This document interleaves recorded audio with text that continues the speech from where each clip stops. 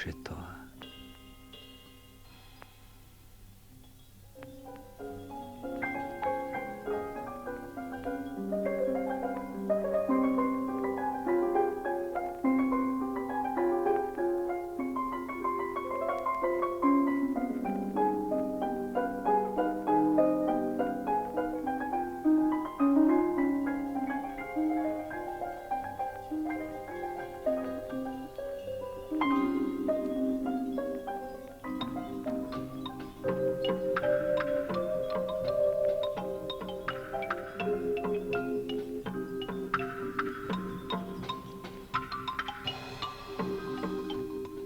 Да, колку убав град беше тоа. Куќите беа црвени.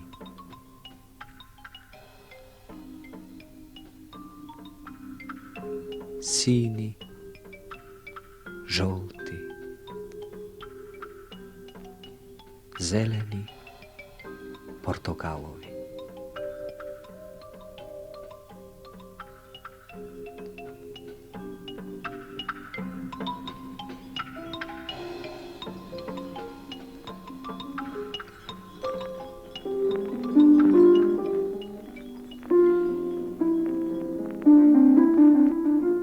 Насекаде крај тротоарите се наоѓаа леи со цвеќиња.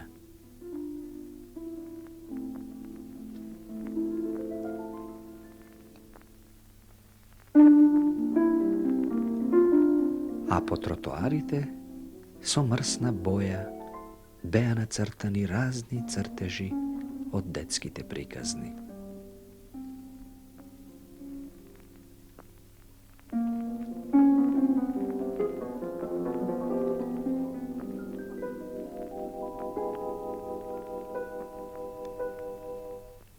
Каде и да одеа, децата од овој град по цел ден од среќа скокаа на една нога и така ги играа своите познати игри. Преку звучниците, што беа поставени насекаде по градот, како кај насиелиците, јавуваа: Јавуваме дека нашата жолта мачка доби 3 сладки мачиња. Сите девојчиња нека земат предвид дека на мачињата многу убаво им прилегаат свилени панделки, па нека повелат да ги донесат во зелената куќа со портокалов покрив. Кат прв, втора врата лево.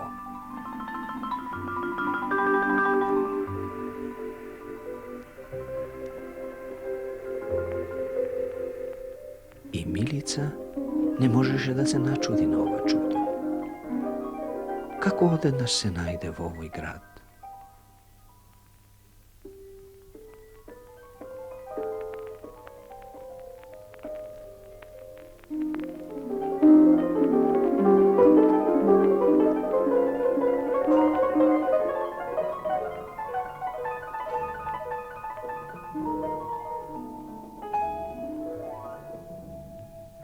Не знаеше на каде да поиде. Не можеше да се реши.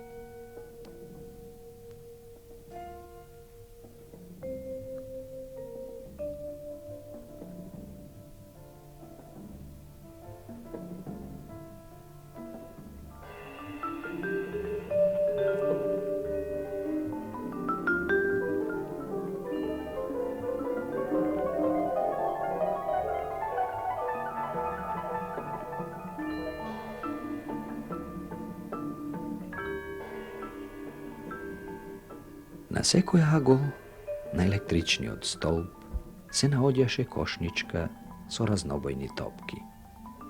Врз неа пишуваше: Слободно земи, поиграј, а потоа топката пак врати ја назад.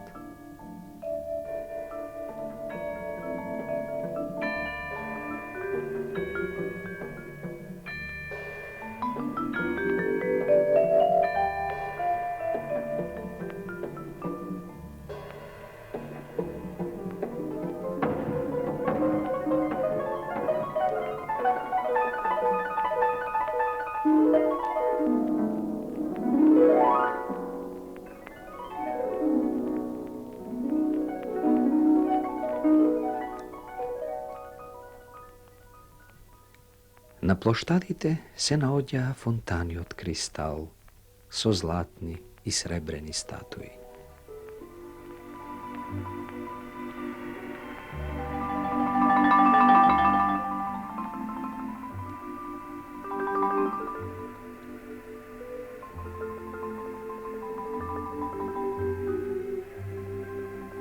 Наоколу се собираат деца и хранеа цели јата шарени папагали.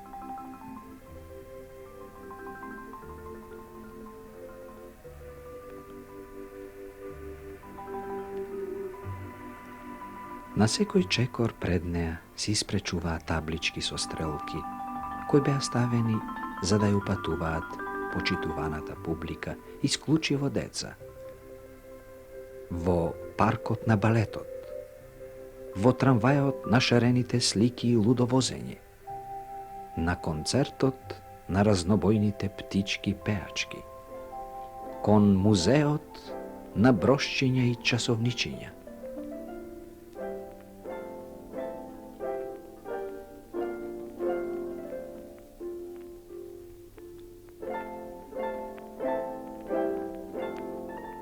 И сето тоа многу ја збуни Милица.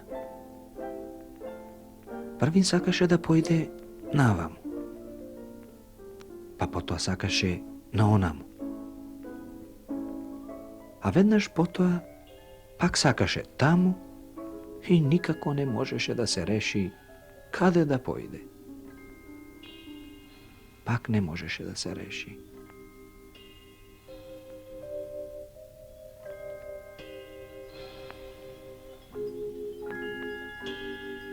И никако не можеше да се реши. Но тогаш се разбуди и виде дека сето тоа било само сон.